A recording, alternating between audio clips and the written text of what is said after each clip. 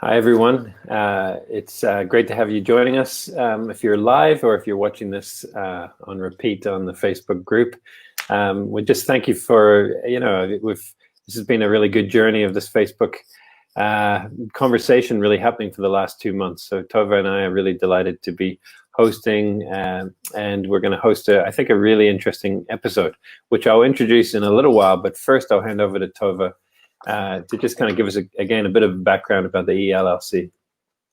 Yeah, so this European Leaders Learning Community, we keep introducing it as we hope that there will be new viewers every time.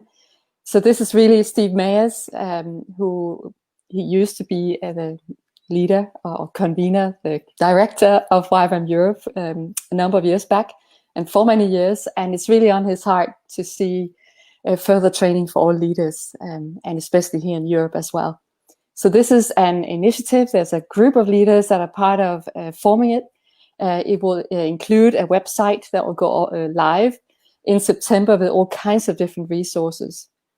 And you may wonder, who is the target audience? Is that just those all leaders? It's really for all leaders in Europe and all leaders to be in Europe. So that's for basically all YWAMers, more or less, in Europe.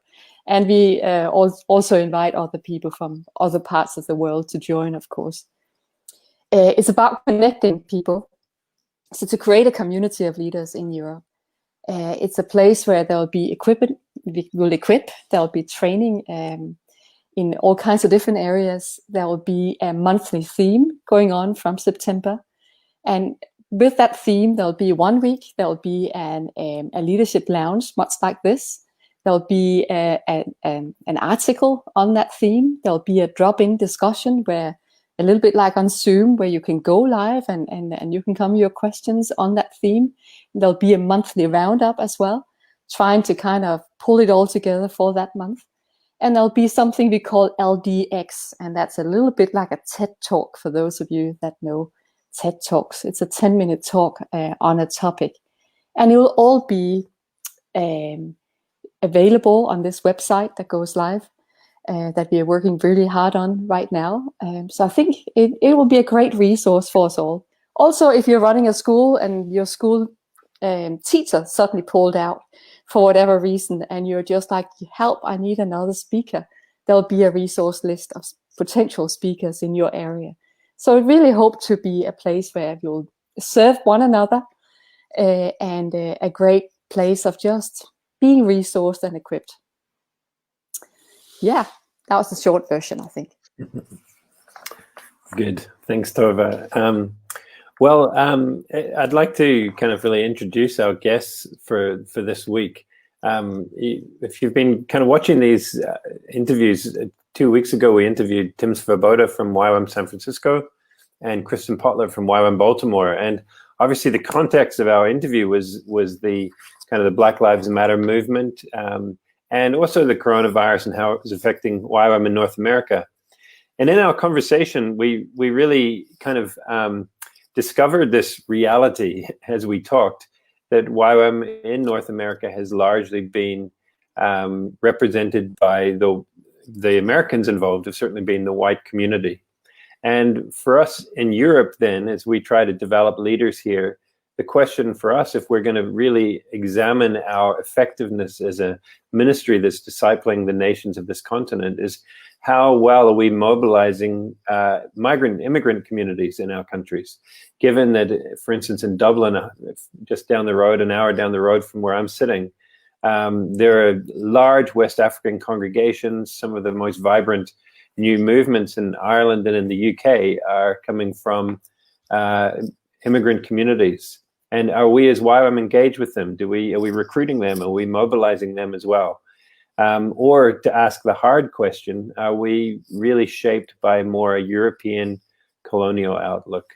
And I suppose one of the questions we want to ask is that we know what we know, but we don't know what we don't know. And often we have been shaped by the pattern of this world, if you like. And we hope that this conversation will move us forward in helping us to be transformed by the renewing of our mind, not just by, of course, by listening to the Holy Spirit, but listening to the Holy Spirit through the voices of those who look a bit different, who come from a different continent. And so with saying that, it's a beautiful privilege of mine to invite two dear friends. Both Tove and I both know Samuel and Emmanuel. So I think they're popping up. Here they go. I've known Samuel for the last couple of years, and I've known Emmanuel. I think I met Emmanuel first time in Jeffreys Bay on an outreach, and I think you were leading or running a school with Peter Adams there. In fact, Samuel, you might have even been there at the time, but I didn't. Yes, I was there. I was one of Emmanuel's minions. Yeah. He was a champion. Yeah. So if I give a brief introduction, I could say a lot about these two guys, but Emmanuel has been, I'd say, one of the senior kind of leaders within the University of the Nations, particularly, I suppose, in the area of humanities for the last 20 years. He's led a number of different schools, including intercultural studies schools, and he led the training department in YWAM Harpenden for many years. He has a wonderful wife who's an accomplished videographer, Janice, and the cutest son, I think, in YWAM, Theodorus, Emmanuel, and Emmanuel is a dear friend, and he, in many ways, I think, models the best of the values of YWAM more than anyone I know. So it's a privilege to be able to host an interview with you, Emmanuel. And Samuel, I met Samuel the first time I remember a couple of years ago. I did a podcast with him, and Samuel is he's a businessman. He's been in YWAM. He's Nigerian by birth. Emmanuel is Ghanaian. Samuel is Nigerian. He was in YWAM in South Africa, and then he ended up. We won't have time to go through your whole story, but moving to a small town in Illinois, or a town called Rockford, Illinois, and becoming a pastor there, and then ultimately leading the Church of the Brethren kind of denomination, becoming the most senior leader in it. Samuel's one of the few YWAMers I know who's extensively studied Martin Luther King. He has a PhD and Masters of Divinity. He's a well-accomplished academic, as well as someone who really is an activist, who, in the sense of, gets out in the world and makes a difference. So it's a privilege to have you both with us, and we're looking forward to this conversation. And we really want to hear from you what we need to hear as YWAMers in Europe at this time. So you're very welcome. Thank you. Thank you very much. I wanted just to start with, could you both, maybe we'll start with you, Samuel. Just, we don't want to take, you could talk half the episode about your backgrounds, but just to take in a couple of minutes, could you sketch your journey as a kind of from your YWAM beginnings to where you are today? Okay. My sense of call to ministry happened in my final year as a university student in Nigeria, studying social work. That sense of call took me to the inner cities of Nigeria and then to Amsterdam, where I ran across YWAM before the turn of the century. And when I ran across YWAM, after my tenure in the Netherlands, serving as a missionary, trying to reach the immigrant community that are in prostitution and drug addiction, the following year, I decided I've met a community that really understands what I have, something that I needed. So I went to do my DTS in Jeffreys Bay in South Africa. And while in South Africa, I, of course, after DTS, did other schools, and then eventually proceeded to move into Kona, Hawaii, where I served in the with the School of Humanities, as well as co-led the school, co-pioneered the School of Humanities in Brittany, Switzerland. It was a very interesting pioneering. But in that moment, I sensed a call to the Chicagoland area, Rockford, Illinois, where I think the value of YWAM needed to match with the culture. And so I moved to the Chicagoland, where I pastored a church. And not only that, but took the DNA, the values that I've learned in YWAM, living it out in a community in a transformative way. So I did that and got called to serve my denomination. And after 10 years, I have gradually come back to YWAM. But while in the Chicagoland, I was specifically very much engaged with prior to Black Lives Matter, before the inception of Black Lives Matter, began to work with police departments on some race and community relationship. Yeah, and Samuel, when you moved to Rockford, you told me the story of they had recently just experienced a kind of a killing as a result of I think of the police department there. Is that right? Yes, actually, I had moved to Rockford and was working with the community, and as a church planter pastor, and with my YWAM background, you network the whole community. And while I was already organizing the whole community to a prayer gathering, this is a city of about 350,000 people. So I was organizing the white and black clergy for a prayer gathering. Then in August of that year, I'd moved early in the year, 2 white police officers shot a black teenager in the basement of a black church with 20 kids, daycare next to them, with the door wide open. They killed him in cold blood. And the city erupted in riot. This is pre-Ferguson. This is 2009. And with that riot, with the riot like we see now in America, we had that. And I think my default position kicked in is, what does God wants me to contribute as a peacemaker, as somebody who has studied Kenyan philosophy, Martin Luther King's life and philosophy. I immediately got engaged with the community. It took about 5 years to get the police department to be trained in nonviolence, philosophy of community policing, nonviolence policing, as well as the community. So right now, with all that is happening in America, when we look at the model of what we've done in the city of Rockford, actually it is proven, because that relationship is what is holding the city together in the midst of this current condition that we see uprising across the U.S. Thank you. Thanks, Samuel. I mean, I think you're expressing something about discipling a nation or discipling a city, and that's beautiful as you shared that. Emmanuel, tell us your background from when you joined YWAM to where you are now. I first joined YWAM in 1993, and after 2 years in West Africa, I moved to Switzerland. I spent some time in Switzerland, and a number of us in Europe returned to West Africa, in Togo, to help develop investor nations there, and that's where Togo and I first met in 1997. But a year later, I moved back to Europe and to work closely with Peter Adams, who was then the Dean of Humanities.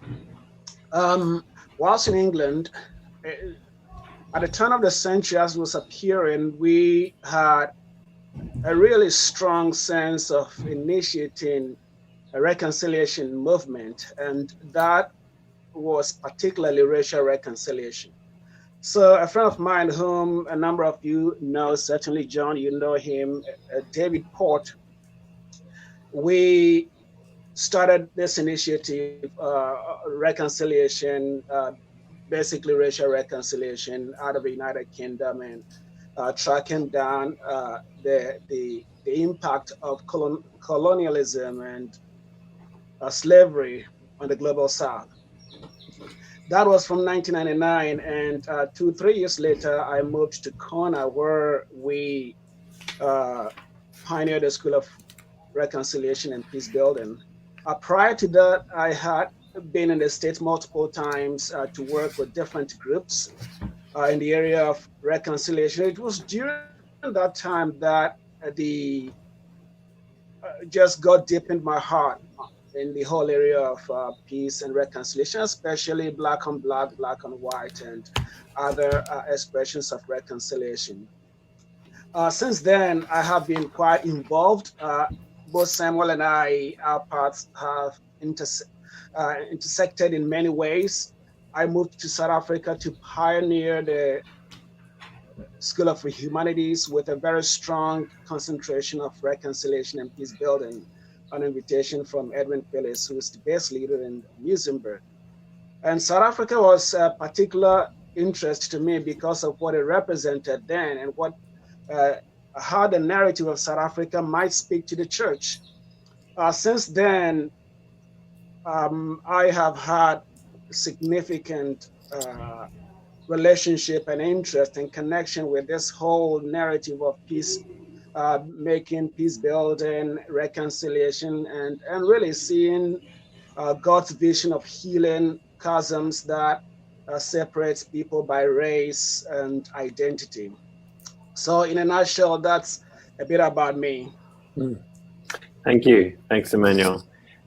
So every week we ask a more, it's a personal question, I suppose, but because this is the leadership learning community, we want essentially one of our primary kind of outcomes, our goals from these conversations is that we're developing leaders that are learning. And of course, one of the ways that we can learn most is through our mistakes.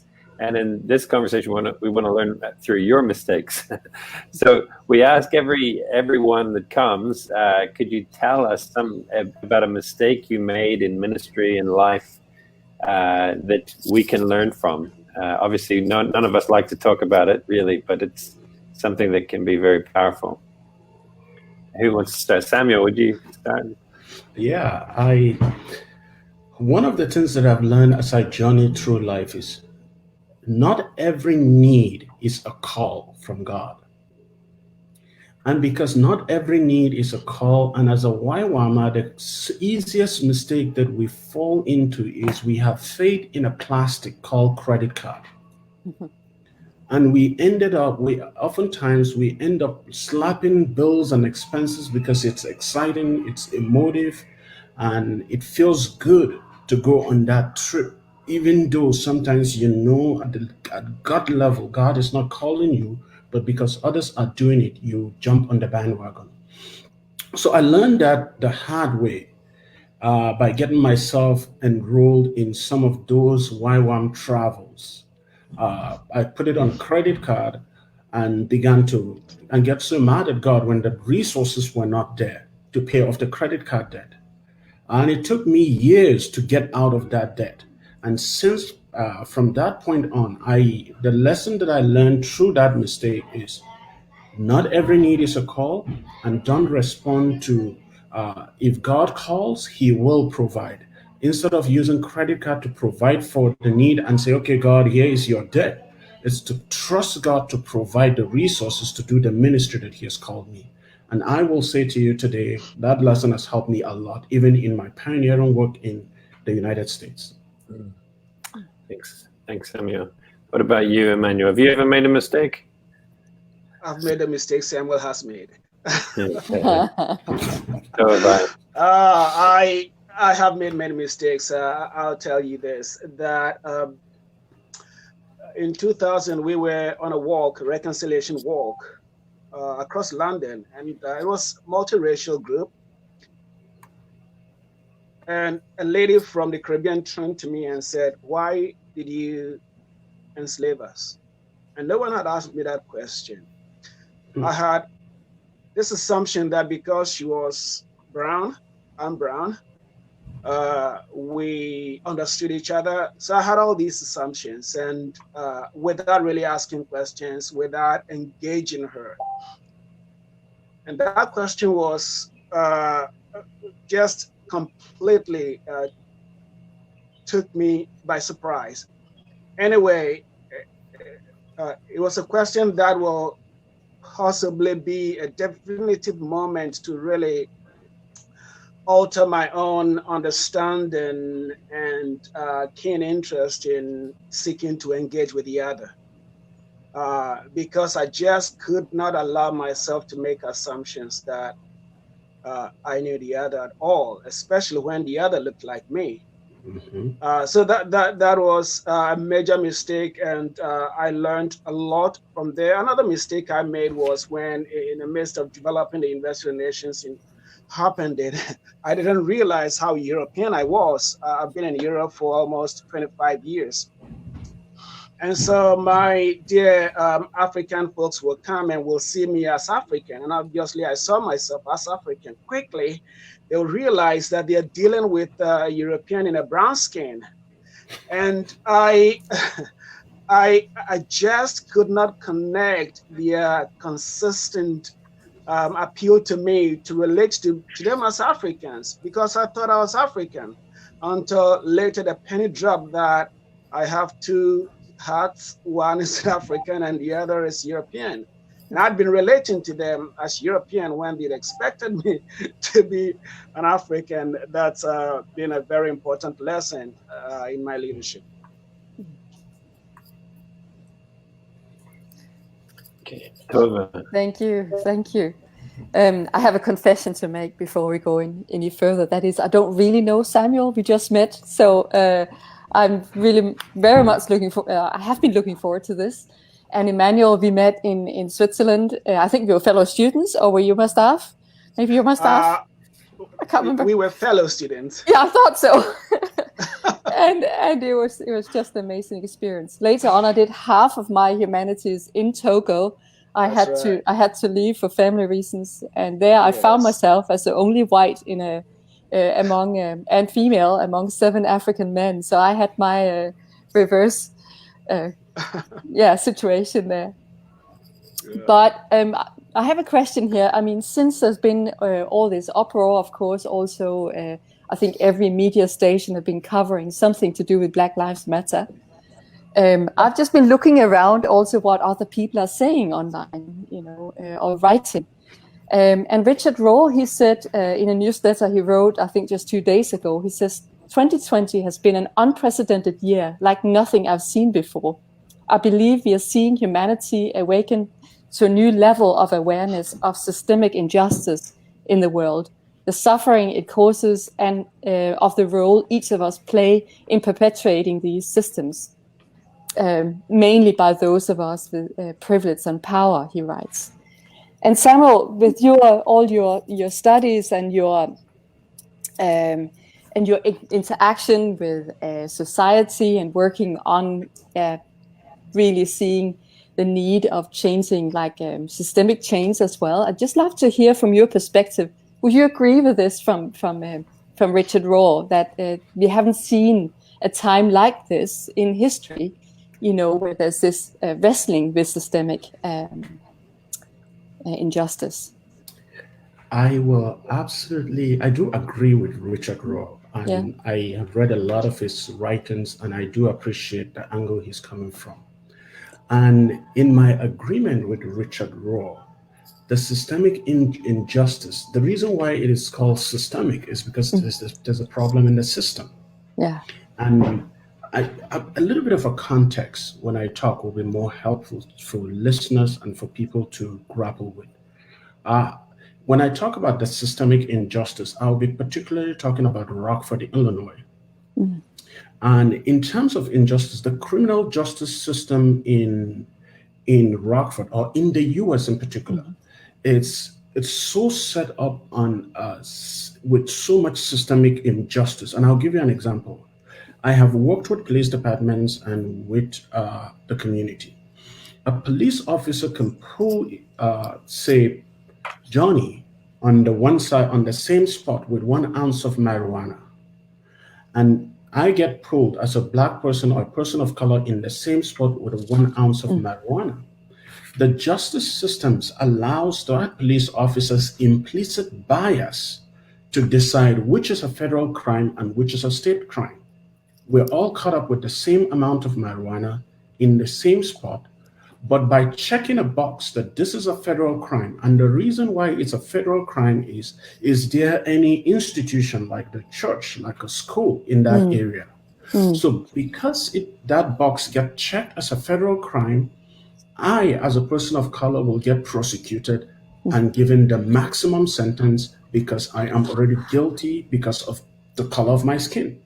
While the white kid will be given a state crime.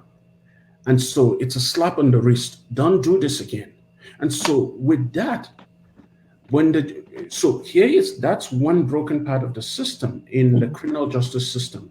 So the police does that, and the criminal justice system itself convicts the individual without really considering all the context at play. And then when they end up in jail, it becomes a revolving door. So in the criminal justice system itself, there's something wrong because the law is not equitable. The distribution of the law is broken. And in my work in Rockford, we have seen an unjust, broken educational system. For example, there are two, you are either living on the east side or on the west side. It's either a railway line that separates the communities or a river. And in the case of Rockford, it's a river. When you live on the west side, good luck with your educational system. And even after, since 1953, 56, Brown versus the Board of Education of Equitable and Interracial Education, we still see the perpetuation of that brokenness up till today. And if we narrow it down to Minneapolis, one of the greatest challenges that Minneapolis is facing is the brown and black community have been living in a broken system all this while their white counterparts on the other side of the river are living a different life. Yeah, wow. I think we all understand more or less the feeling, the concept, the reality of injustice. But systemic injustice, how does something become systemic? I mean, what are some of the maybe overarching ingredients in for something to become systemic, would you say? I don't want to take over the whole time. I want Emmanuel to. Yeah, I'll ask Emmanuel afterwards. Okay, think about the 1956 case of Brown versus Board of Education. The goal of that Supreme Court ruling is that education shall no longer be segregated. But you remember when this, I can't remember her name, it's blanking out. When she went to school for the first day, the first black girl to go into a white school, there was literally every kind of curses and abuse, and she had to be escorted on her first day of school by the FBI. And that continues over and over. That shows that the system is broken somewhere, because the system has decided that black and brown people do not deserve the good education that white people deserve. So just living in that example, and we see it perpetuated city after city across Middle America, because I've traveled to 48 of the 50 states of the Union. And have preached in most of the states. And so I see it over and over, even though my denomination that I was moderator of is predominantly white. I happen to be one of the few people of color. And I see even systemic injustice that the church is, I don't know if I will say they're not aware, or either they're not really paying attention to. Because, when we gather together, it's all people of the same color. We don't even from the same social class, and so ignoring the systemic brokenness that is around us. Yeah, wow, thank you. How about you, Emmanuel? What would you say to that question, as well as when we talk about systems, what different systems are we looking at? Oh, I think you're muted, Emmanuel. Yeah. I'll start by quoting a verse from Acts chapter 2, verse 12. And in Acts chapter 2, verse 12, it says that people were perplexed. They asked one another, what does this mean? Now, this is a response to the Pentecost, the day of Pentecost. It's an ontological question. It's a soul-searching question. It's a question that really connects us to our humanity. It's interesting that that word mean in the Greek language, really, in the Greek word, relates to our personhood, our being, our who we are as human individuals, as well as our collective entity. I find that verse intriguing because on the day of Pentecost, one of the most crucial questions that were being asked was, what does it mean? How does that relate to my humanity? How does that relate to us as a human community? It's an ontological question.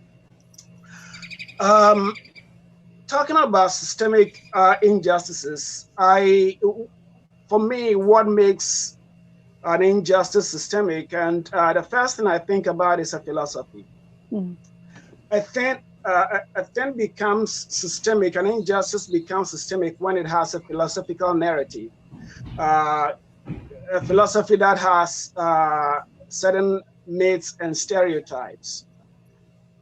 It also has certain constructed policies and practices that shapes people's view of the institution and the people. So in that way, we have a sociological part of this cycle. There's also, within the cycle of systemic injustice, we see alternative views, alternative ruthless actions against the other.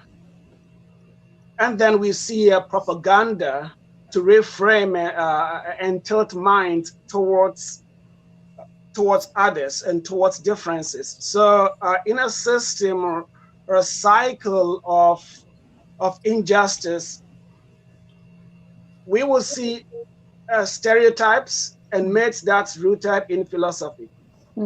We will see constructed policies and practices that shapes institutions, the views of institutions and the views of people to reinforce the philosophies that already exist.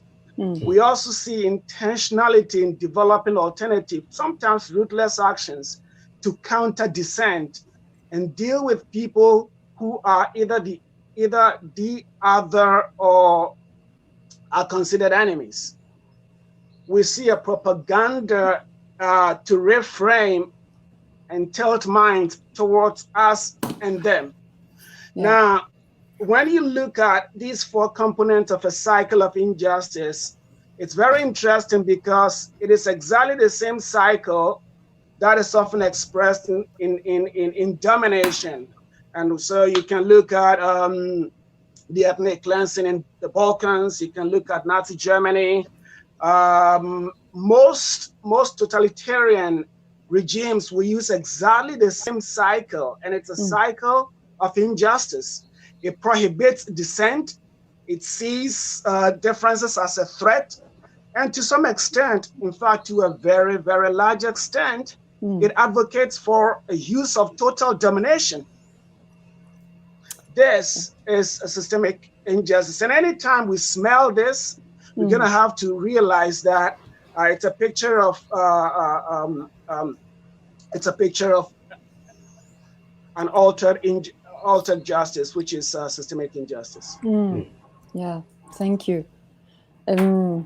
As I said, I was looking around for what other leaders have been saying just recently, and another one that spoke up, that's Peter Adams, a friend of ours, and he said, Black Lives Matter as a movement must not go away until we have done our generation's part in making sure that all lives matters. All lives really do matter in the UK, so that's his context. So what would a system look like then if you look at if you relate that to Black Lives Matter? So as a movement, it must not go away until we have done our part in all lives matter. Go ahead, Samuel. No, you go ahead. So the whole idea of the Black Lives Matter is a cry for help. Yeah. It's not really, we know that it doesn't mean that white lives doesn't matter. It is really acknowledging that there has been a systemic injustice perpetuated for generations. And these are cries that is coming out of painful narratives. Yeah. And asking for help. Yeah. Now, in this whole Black Lives Matter movement, like any movement, we have philosophers and theologians. So we have analysts. We have people who are chaosists. So you get disruptors. We have activists who are empathizers of victims, and then we have the victims. Yeah. One of the things we can do as a gift to the victims such as what we see on TV is really to empathize and to listen, and to not quickly become a philosopher or theologian. This is very easy to sit in the comfort of my lounge and analyze. Yeah. That opens the chasm of us and them. But we're going to have to really have a posture of listening and learning, and in a way explore what someone calls sociological imagination. The whole idea of sociological imagination means that my views can inherently be influenced based on who I am, the color of my skin, and where I live, my certain social locations. And so really to deal with my certain tendencies I may or may not have, and questioning those tendencies. Whilst at the same time really allow people I see as victims to speak, and to speak out, and learning from their pain. Yeah, yeah. Thank you. That goes very much alongside what others say about, you have to care before jumping to cure in some way. You have to listen and care before jumping to cure. Thank you so much. I just want to remind us all that if you have questions, you can type questions and comments in the live comments, and we will try and sift them through to Emmanuel and Samuel. So please do that if you have any. And then Steve Mayers, who is just behind the scene, he will sift them through to us. So thank you very much. Okay. Well, the sun kind of came out here, so I've been trying to move it to shelter from the Irish sun. It's beating down on me. A couple of weeks ago, we interviewed Jeff and Ramke Fountain, that I'm sure you both know. And Jeff also had written about how it's easy in Europe for us to kind of think, oh, the problem is all in North America, or especially in the United States. And he quoted a statistic that shows that there's not a single country in Europe that views ethnic diversity in our society with favorability. I think the highest ratio was in Sweden, which was 30-something%.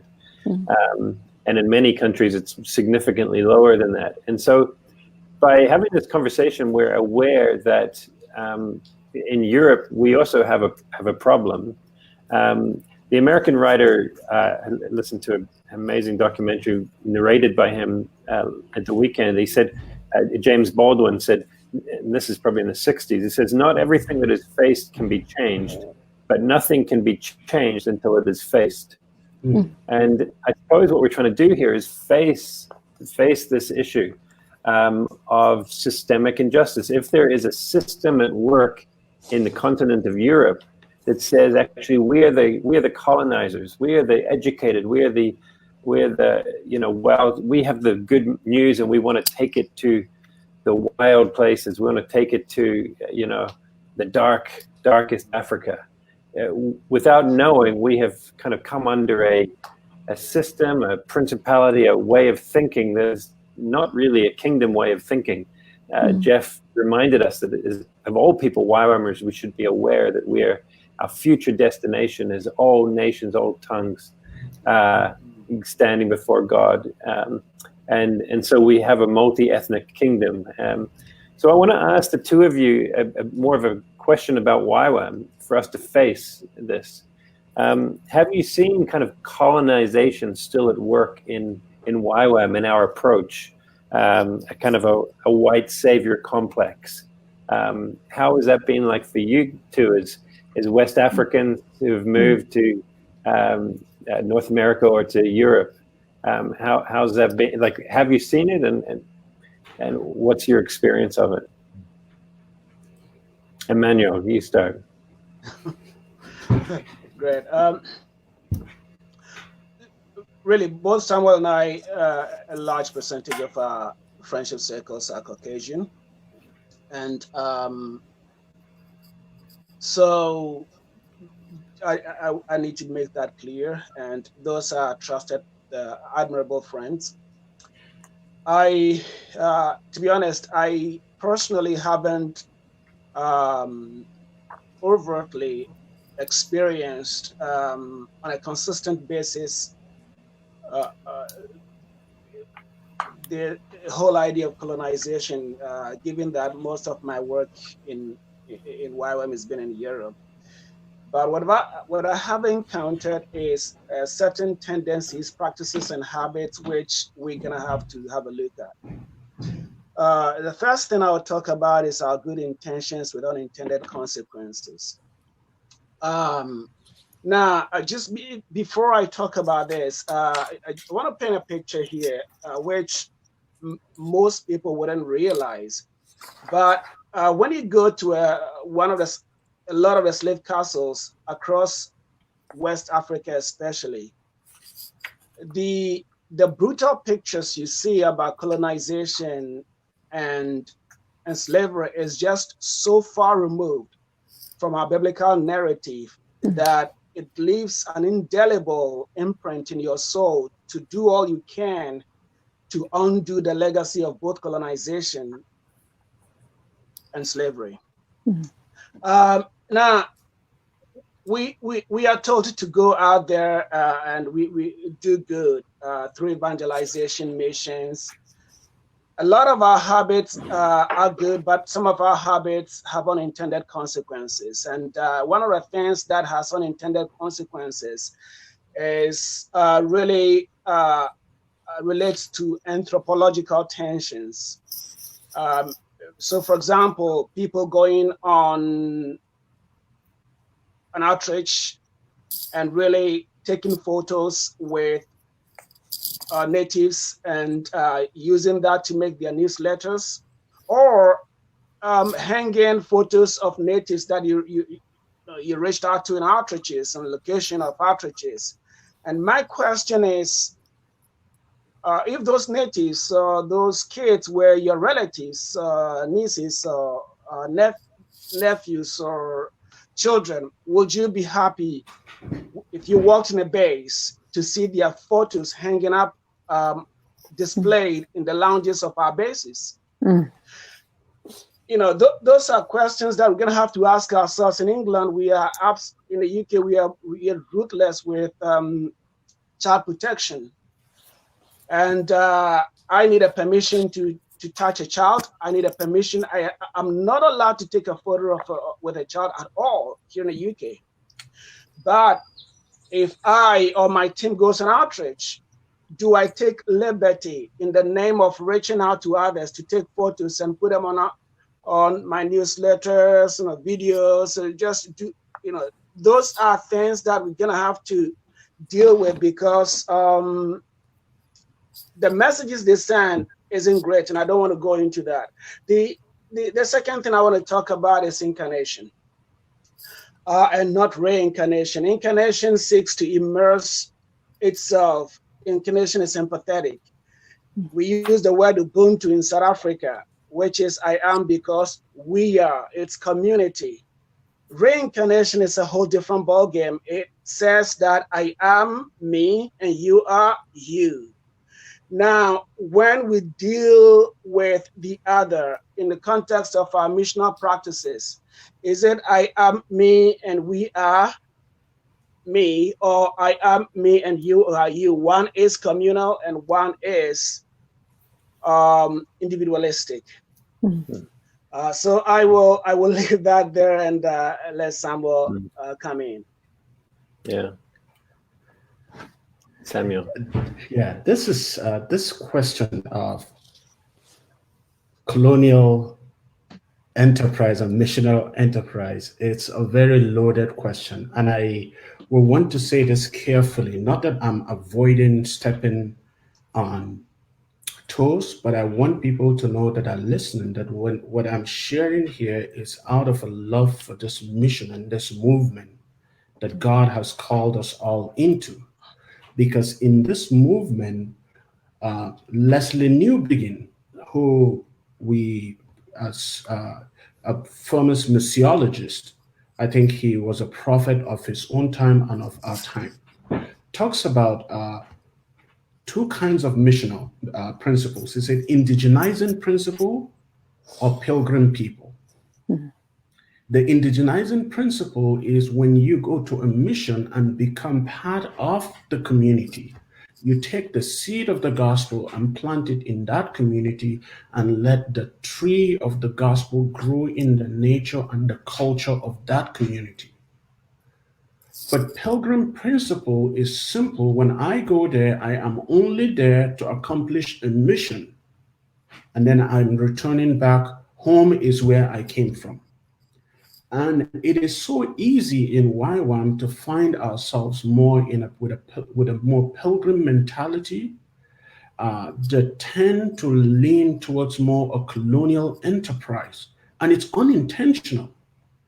And so if we become aware of the unintentional consequences, even as Emmanuel has pointed to it, that we will be aware of it will help us to be aware not to perpetuate what colonial enterprise have done with the early missionaries, but that we truly will can be able to model a different kind of mission that is inclusive, that is not superior, subordinate, but that listens, just like Chimamanda Adichie says, the danger of single story. Oftentimes, as YWAMers, we have a tendency to go with one story, and we don't listen to the other side of the story. By listening and embracing the other side of the story actually makes the story complete. And in that, I think when we begin to incorporate that even in our DTSs, in our training, and say, we are not out there to fix, but to participate in what God is doing. When we intentionally take that posture and keep reminding ourselves, this is the posture, where is God? And how can we join God? Not that God was not there, because our human tendencies is when I hear reports from YWAM, sometimes I want to duck under the table and hide, because they will say something to the effect that we were the first Christians to ever bring Jesus in that community. And I want to say, how dare you? God has been in that community before you arrive. And I'm not saying this in a mean way, but I'm saying in a very inviting way. Before we make those statements, before we make those kind of comments, we need to be able to educate our YWAMers to be aware of their whole surrounding. And if we can do that, this movement will just keep growing greater and greater. Have you seen the Bible used in a way that reinforces a kind of an ethnocentric or a white-centric kind of savior complex approach to mission? Have you? Can you speak into that, where you've seen the Bible misused or bits of it kind of used in that way? Yes, I can. And I will not name location, but this is even within where I am. Minneapolis, just recently. The Black Lives Matter movement is crying for us to listen to them.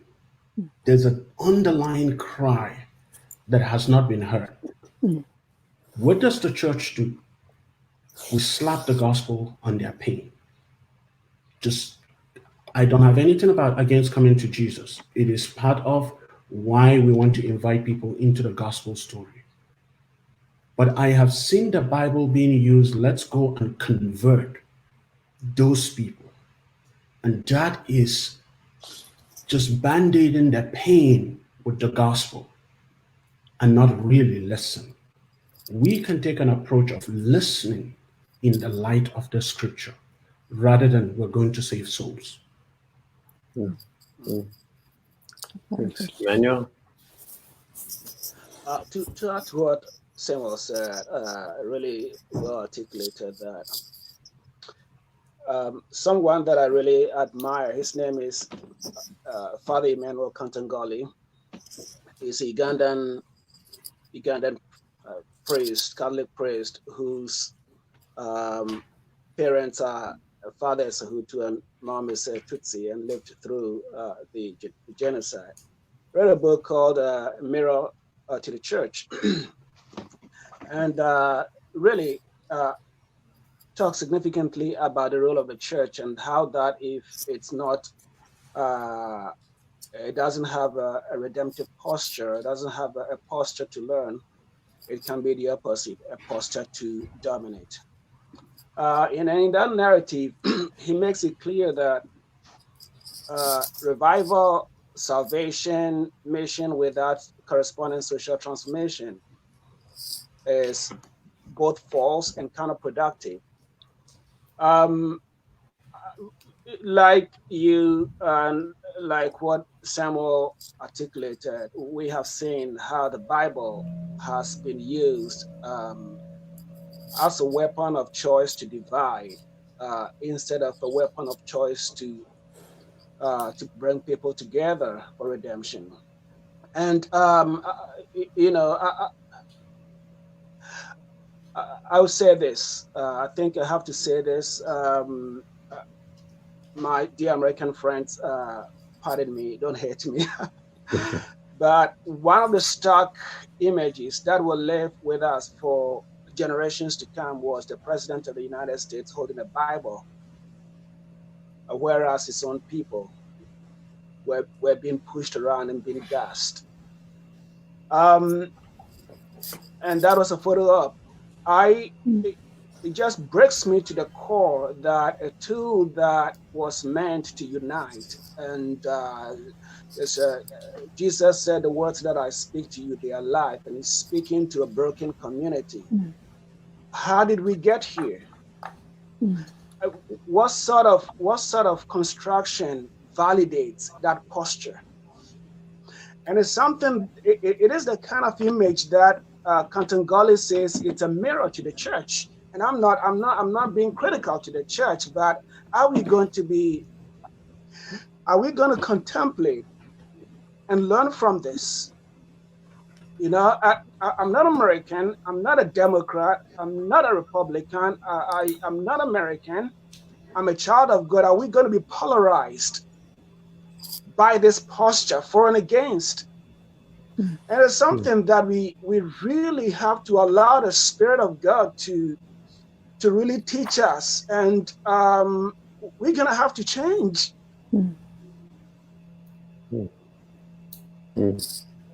Thanks, Emmanuel. I was reading something. You're talking about the Black Lives Matter movement and to listen to the cry. I was reading something just earlier today where the writer was emphasizing that the Exodus account of the cry of the Israelites going was not actually a cry to God for help. It was just a cry for help, that God heard. God didn't need someone to say, "Dear God, please help," and often the cry for help that's out there in our nations, it may not be "Dear YWAM, dear Christian," it's just a cry for help, and we need to listen. So I think it's really important to hear what you're saying. And really, that's what this whole movement means. I know I've read pieces from the academia, some of which has criticized the movement.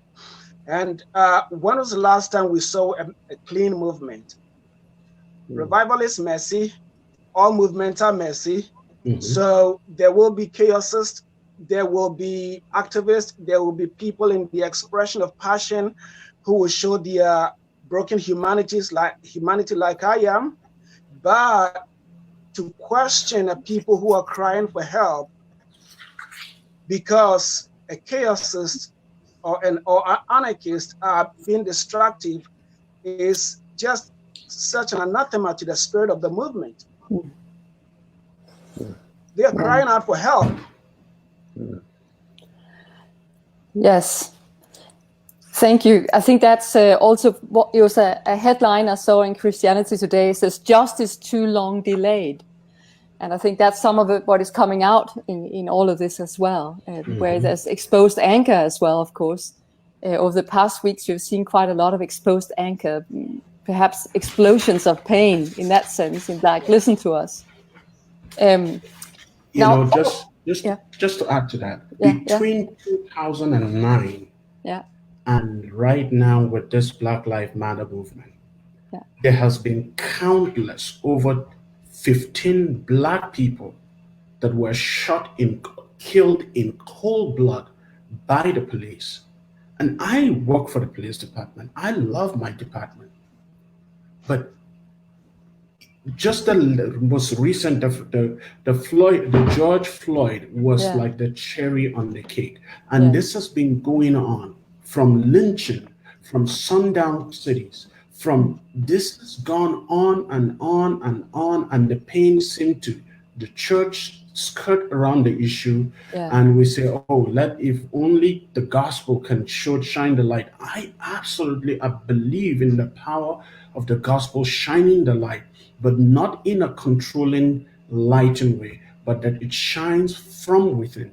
And it can shine from within if we engage and listen to the pain and work with them on this, on the pathway to healing and recovery. Yeah. Thank you for that.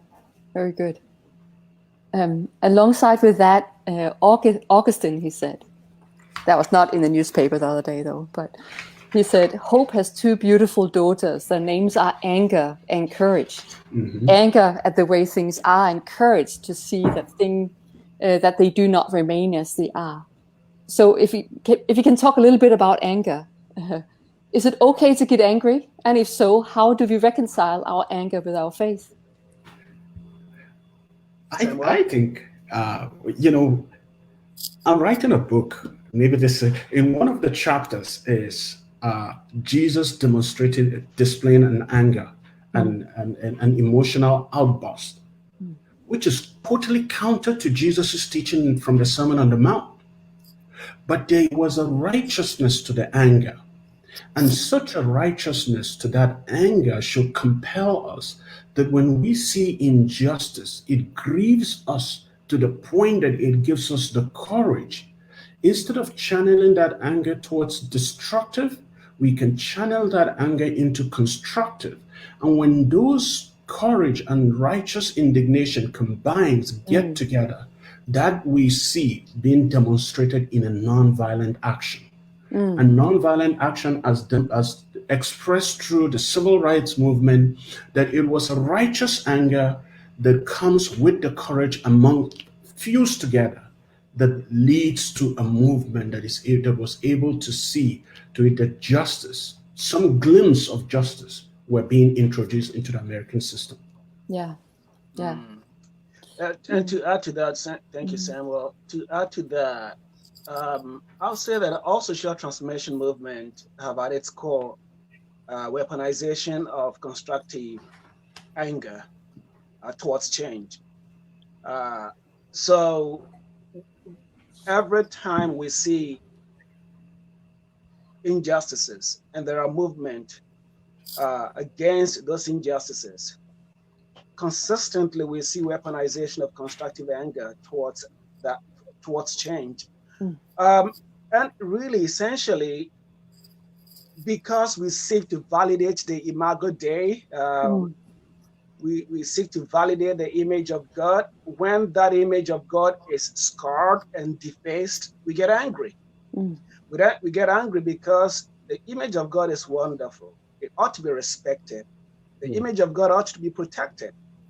And when this wonder, this honoring, worth protecting entity called the image of God is being defaced by a system, it is right to weaponize anger, not towards destruction, but use the weapon of constructive, righteous anger as demonstrated by Jesus for change. Thanks, Emmanuel. We don't have a whole lot of time left, so I want to just kind of get into just a couple more questions. One question that came in was related to education. In YWAM we talk about discipling nations. So how do we disciple YWAM into this, into being a movement that is more embracing of all cultures, but not just embracing, but going out and trying to mobilize everyone we can find in our nations, not just the people that look like us. The question, and so, how do we disciple? How do we educate? How can we educate ourselves, and how can we run training throughout Europe that helps our nations grow in this way? Samuel, I know you've been Samuel. involved in talks regarding the U of N in this, in terms of kind of global studies. Yes, one of the things that I have been working with Emmanuel behind the scene, and we're hoping that I know Johnny will be on, but he's not yet he's not the guy that works behind the mechanics. We will do all the mechanics, but his contribution and his voice will be recognized in this process. As the College of Humanities is going through phase 2, U of N 3.0. It is not yet official, but it is being rebranded as College of Global Studies. And through the College of Global Studies, we are developing a peace stream, which is sort of you can work towards a degree in peace studies. And in all of that, for me, I see that as part of helping YWAM understand a biblical theology of peace that is constructive, that is engaging, that comes with a lot of anthropological understanding of cultures before you start going to do peace and reconciliation. Because it is easy for me to just jump in and start doing peace and reconciliation, ignoring the historical context of what the anthropology of that context that created the conflict in the first place. So it's introducing some form of anthropology, apart from just Christian anthropology, but human anthropology of most especially the society or the city that God is calling us to. So when we understand the history of that culture and context, it will help us to be very constructive. Okay. Emmanuel, have you got anything else you want to add to that? I'll say amen to everything Samuel said. Okay, yeah. Can I, while we've got you, I don't want to get away without asking you about Martin Luther King, Samuel. Yes. Now, I grew up in a wonderful YWAM home, amazing family. But I would say someone like Dr. Martin Luther King would have been seen as a kind of like a strange character. We didn't really know where to put him. I think sometimes in YWAM we're a bit like that. We kind of think, was he a bit radical? Like it doesn't fit with us. And yet, surely if we're to disciple nations, someone like him who walked into a place of great injustice and he didn't fight back, he didn't use passivity, but his nonviolence was a very active resistance. Mm-hmm. Can we learn from that as YWAM? Like, Samuel, you've studied Martin Luther King. Like, what can you, in a very quick nutshell, what can you tell us that we can learn? Okay, King's philosophy is the linchpin of the movement called nonviolence direct, Kingian nonviolence. And so in Kingian nonviolence is King's approach, which is constructive change as well as social change. Constructive change, they question the system. And because based on these 6 principles, and I'm going to just list them. Principle 1, nonviolence is a way of life for courageous people because it takes courage to be nonviolent because you will be beaten. The second principle is the beloved community is the framework for the future. The beloved community is an ideal kingdom of God, the peaceable kingdom of God. And if that is the framework that you are operating from, you are willing to lay down your life for the sake of that cause. Principle number 3 is attack forces of evil, not people doing evil. The human tendency is for us to begin to attack the systems, the people in government, but the system of evil is what we need to be addressing. And the 4th principle that King talked about is avoid internal injury, internal pain. Oh, I could have, I should have. And the 5th, oh, I'm blanking on the 5th. And the 6th is the universe is on the side of justice. And in all of the 6 principles, King embodied that in every single part of their movement. And if as YWAMers, we want to be part of this movement, we need to take a stand. King's time, he was considered a rebel, radical. If you read his letter from Birmingham jail, is a classic, is the greatest theology of King in relation to the church, saying to him, shut up, it's not time. You are a little bit too pushy here. You are an outsider. And he responded in that classical response with Letter from Birmingham Jail. I'll invite everyone to read that. It gives you a whole theology of King. Thank you. Thank you so much. Oh, this is so good and so painful at the same time. And I'm thinking we need to take 2 of this, don't we? Like a part 2 of this interview. Now there's a question we also ask every week, and that is, what are you reading? We believe that leaders are readers. So we love to hear from both of you. What are you reading at the moment, and what books are you writing? You can add that as well.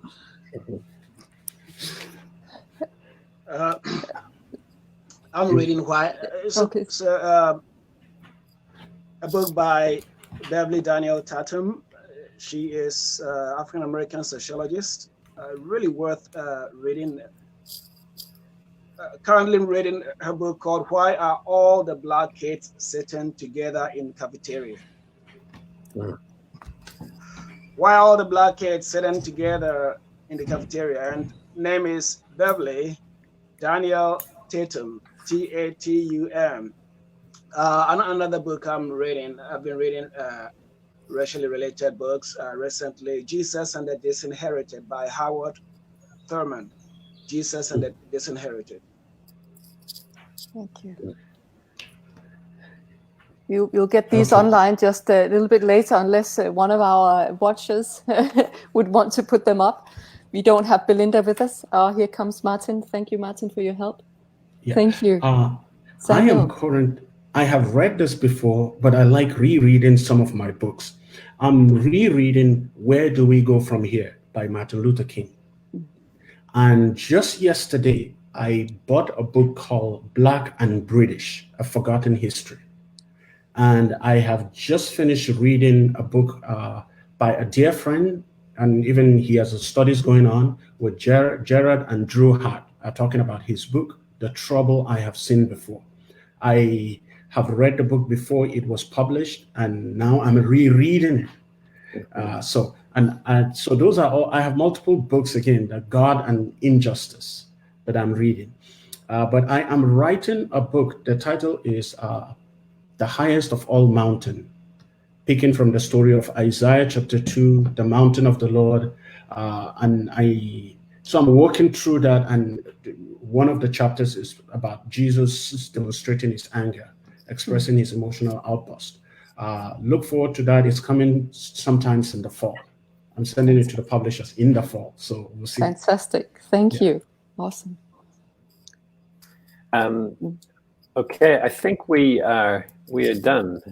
There's more we could, as Tova said, there's more we could say. I know when it comes to reading, my wife in the last couple of years has made it a point to only read writers of color, and particularly women, and particularly when it comes to theology. And it is deeply challenging. We had a South African theologian yesterday speak on our Kingdom Bible course that we're running here in Australia, Renee August, who's a friend of Desmond Tutu. And it was fascinating. It was one of the best talks I've ever heard. And I think she was able to say things simply because of the context of where she was standing. And often we stand in quite affluent places and we read the Bible and it just cements our affluence and just kind of endorses where we're standing instead of critiquing us. And I want to thank you both, Emmanuel and Samuel, for your work and powerfully and passionately working as YWAMers, raising up missionaries,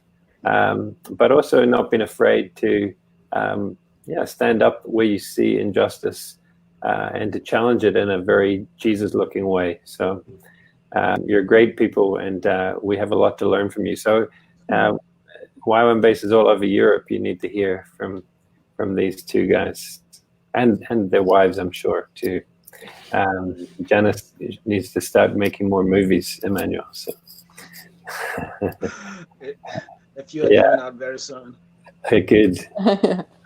Just to say that next week will be, I think, really the last of these weekly leadership lounges. We'll probably do one towards the end of July and then one in August as well. And next week, we also want to talk about an issue that's important for us as YWAM to deal with. There are 1 billion Catholics in the world. Do we want to see that those 1 billion people? Do we want to see that movement come to life? Do we want to disciple, be part of discipling young Catholics, or are we Protestants with a mission? And obviously here in Ireland and Bruce Cluett in Austria and different places, YWAM has been working really well with Catholics, but also in many ways, sometimes we don't know how to work with Catholics. We don't know what to do with theology, theological differences.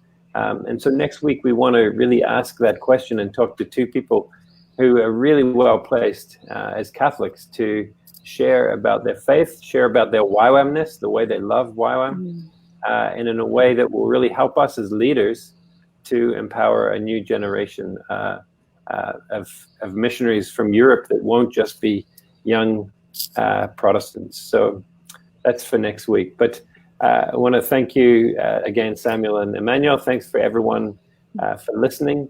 If you want to add resources or even have conversation in the Facebook below this conversation on Facebook, please use it to ask questions. And Emmanuel and Samuel are both part of the group now, so they can also answer your questions as well. So, but for now, I think that's all we have to say. And so thanks for listening, and we'll see you again next week.